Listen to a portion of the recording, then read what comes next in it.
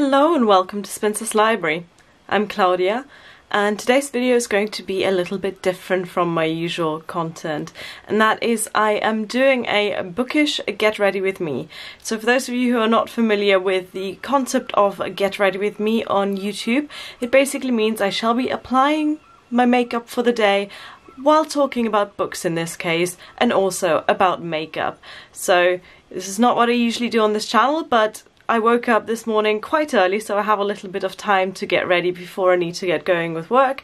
And also, it is a surprisingly bright morning, considering that this is still January and it's still cold and horrible outside. So even though this half of my face is very much in the shadows, hopefully on this half you'll at least see what I'm actually doing with my makeup. I apply makeup very irregularly. I really like it. I like my makeup collection, I like using it, but I don't usually bother on an everyday basis. But occasionally I just feel like wearing some makeup, and today is one of those days. Most of the makeup I wear is from the drugstore, the high street, definitely on the cheaper side, but I will list all of the products I use in the description box, as well as all of the books that I talk about. Let's get started. I need to take my glasses off for this. I have my makeup mirror right below the camera, so if I'm looking there, then that's what I'm doing.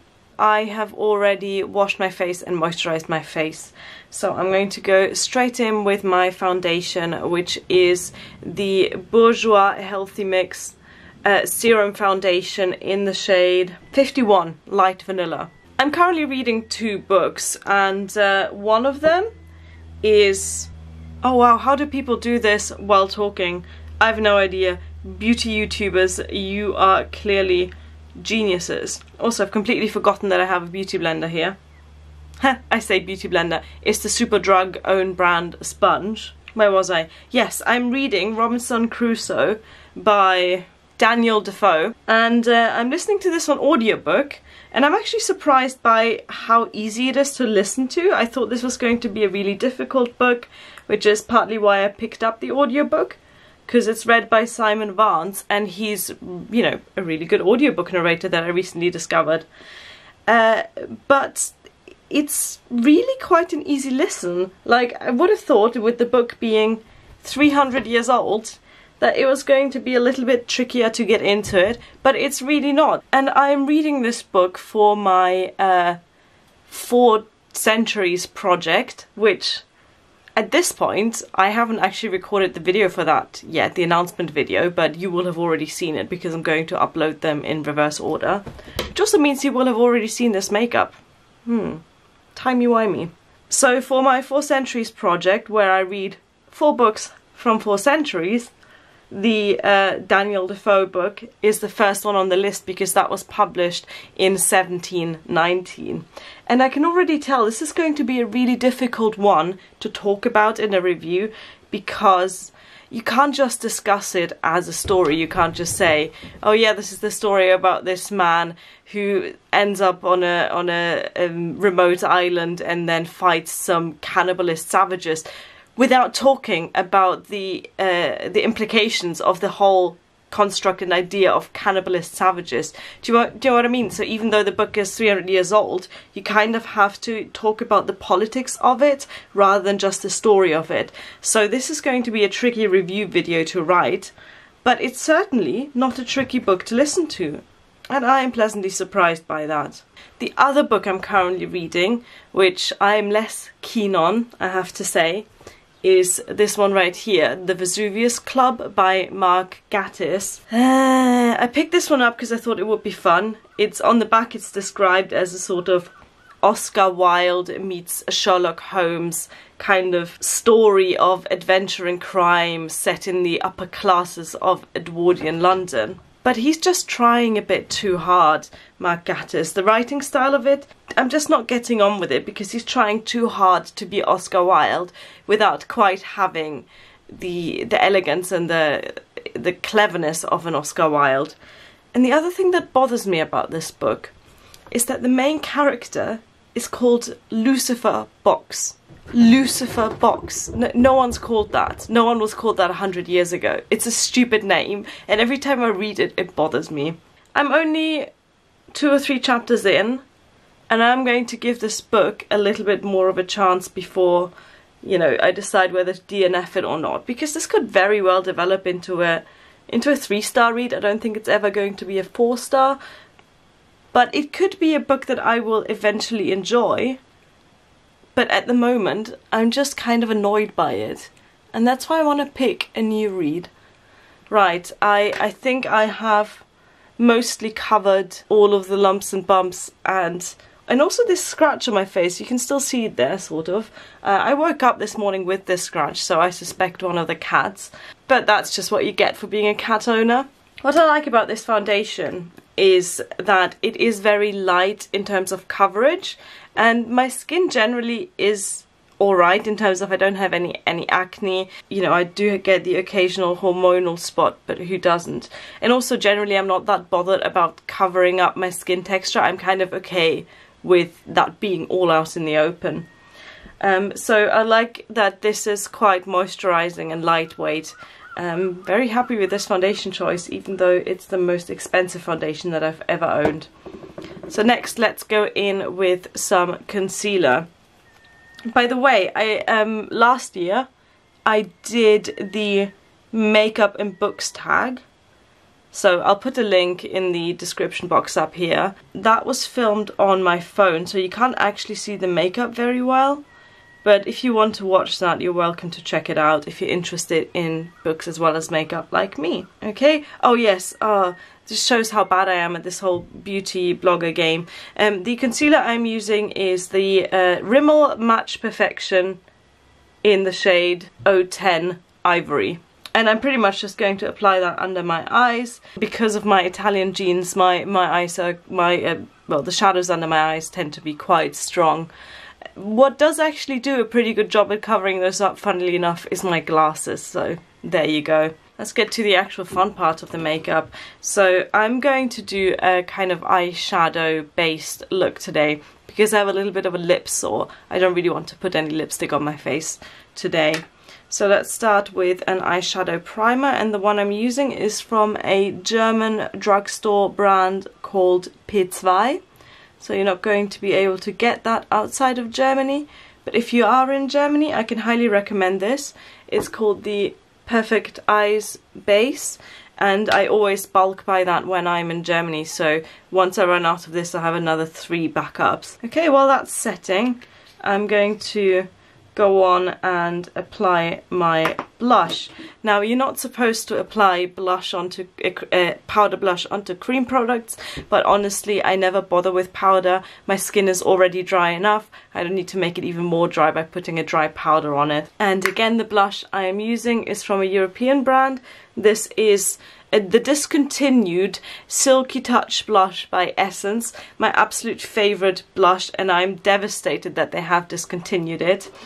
And the brush I'm using with it is the Real Techniques. I think this is their foundation brush. It's quite a dense brush, but I like that because it makes the application quite precise. So as well as reading the 2 books that I am currently reading, which is The Vesuvius Club and Robinson Crusoe, I want to pick up a new book today, and I haven't decided yet which one, but I want something that's exciting, that draws me in, that I don't want to put down, because honestly this book is not keeping my attention very much. So I have a bit of a short list here. Funnily enough, these are all books that I picked up after people recommended books to me in a video I did asking for specific book recommendations. I got so many comments on that video, and all of them had some really interesting titles that I wrote down on a list, and I have since bought some of the books on there.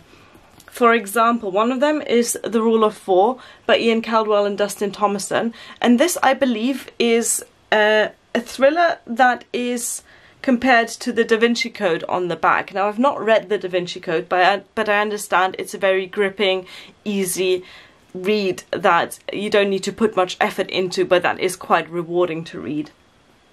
So maybe if I feel like a little bit of an adventure thriller, I'm gonna go for that one. I mean, my blush isn't even slightly even. but also every time I apply blush it irritates my skin and that becomes red, so I have to wait for that to settle down before I can actually tell whether I need more blush or whether I need to blend it a little bit more. Let's just do eyeshadow next. This is my all-time favourite eyeshadow palette. This is the A New Day palette by Sleek. Sleek is a British brand that does fantastic eyeshadows and blushes. So you can't get it in the US as far as I'm aware. I'm not sure about Canada or other countries, but here in the UK you can find it in every drugstore. And I love it. Their eyeshadows are amazing. I have 3 of their palettes. And this one, the A New Day palette, let's cover up the mirror a bit. The shades are all kind of neutral, warmish. They're very much the sort of shades that everyone wears these days. Very inoffensive, very easy to apply, because frankly my makeup skills aren't all that. So working with colours like this makes it very, very easy and you can hardly go wrong. I'm gonna eat my words later, aren't I? So I'm going to start with a shade that is very close to my skin tone. Again, because of my Italian genes, the colour of my eyelids is darker than the colour of the rest of my skin. So even when I don't wear eyeshadow, a lot of the time I look like I do, which I honestly don't mind. It's never really bothered me. Okay, this is what it looks like right now. So not very interesting, it's just a matte shade that matches my eyelid, and the reason for doing that is because it makes it easier to blend other colours on top of that. And I think I'm going to go into a little bit of a sort of pink and brown or bronze type eyeshadow mix. So I'm going to apply the light colour first. This colour, I don't know what the colours are called because I lost the little transparent bit of plastic with the names on it that goes on top of it, but it's going to be this shade. It's pink and shimmery and I quite like it. Hello Minerva. Minerva's joined me, but there is no space on the table for her to go today. Oops, she's still gonna try. Ah, she's behind the camera so you don't get to see her cuteness. But let me just use this opportunity. If you do want to see more of Minerva's cuteness, follow me on Instagram, because I only upload cat pictures to that Instagram. When I made it, the very first picture on my Instagram, if you want to scroll all the way back and see that, feel free, is actually a photo of me meeting Philip Pullman at a reading that he did at my university. And then after that, it's entirely cat pictures, because cats are cuter than people. It's just a fact. Okay, can you see that? I don't know, obviously I've got my eyes closed so I can't see what you're seeing. It's slightly warm, more like a peachy tone actually on my eyelids than a pink, but that's just fine. So now I'm going to go in with the bronze shade on the outside of the eyelid. Oh yeah, I was talking about books a minute ago, wasn't I? So The Sign of 4, is it what it's called? The Rule of 4. The Sign of 4 is the Sherlock Holmes. The Rule of 4 is one of the books I'm considering picking up today. Another one is this book right here, Changeling by Philippa Gregory. And again, that is on your recommendation. A lot of people recommended Philippa Gregory as a fantastic author of historical fiction, and Changeling is a young adult book, which I'm super excited about because I used to love young adult historical fiction in German. For any Germans listening, Rainer M. Schroeder was my dude. I read so many of his books, and he really kind of made a niche with that genre and became very popular with that. I don't know if any of his books are actually translated into English, but if they are, again, check the description box and I will link a couple there. It also looks like a relatively short book, and one that's probably quite quick to get through, simply because it's a genre that I know I'll find quite easy and that will hopefully bring back some good memories from reading as a teenager. Okay, so this is what the eyeshadow looks like. It's still unblended. So now I'm going to go in with my blending brush. By the way, these two brushes are from a German drugstore brand called Ebelin, which you can find at DM drugstores. So I'm just going to go in and blend the two together. The thing is, it doesn't really matter that my eyeshadow skills aren't that great, because I wear glasses, you can't really see it anyway. And I think that's a shame. I've always said that if I ever get a big amount of money, I mean I don't play the lottery, but you know, if I ever win the lottery or if someone decides to give me a ton of money out of nowhere, first thing I'm going to buy is laser eye surgery, because I don't really like wearing glasses. I mean I wear them because I need them to see, but I don't like how I look with glasses, and I don't like that they cover up makeup when I actually put effort into it. Okay, and then lastly I'm going to go around the very outside of the lid and underneath the lid with a matte brown shade from this. And again, this is an Ebelin brush.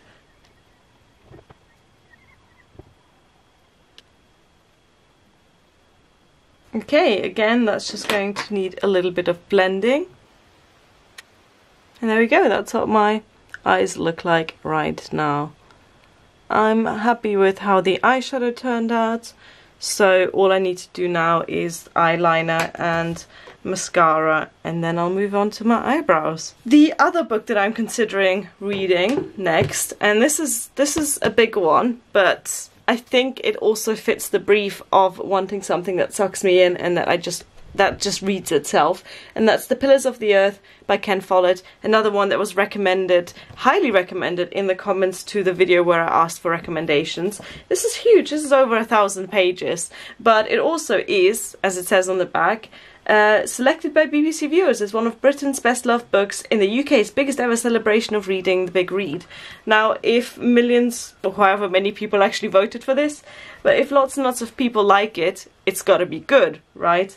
So that's definitely another one that I am considering, and it's another historical fiction, although I believe this one is aimed at an adult market. What was I going to do next? Oh yes, eyeliner. Okay, can we talk about stupid makeup names for a second?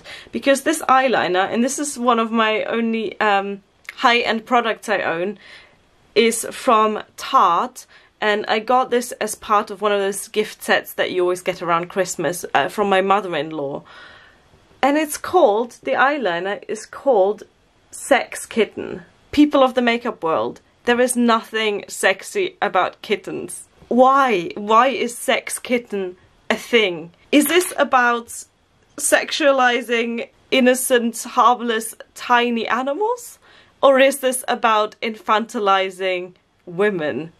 Either way, it's not a good name. But it is a decent eyeliner, so I'm gonna use it, and I don't really know how to do eyeliner properly, so I usually just tightline. That means I'm going in under my upper lash line, like such. Oh, I poked myself in the eye there, of course I did. Okay, and all this does is makes it look like you have more eyelashes than you do.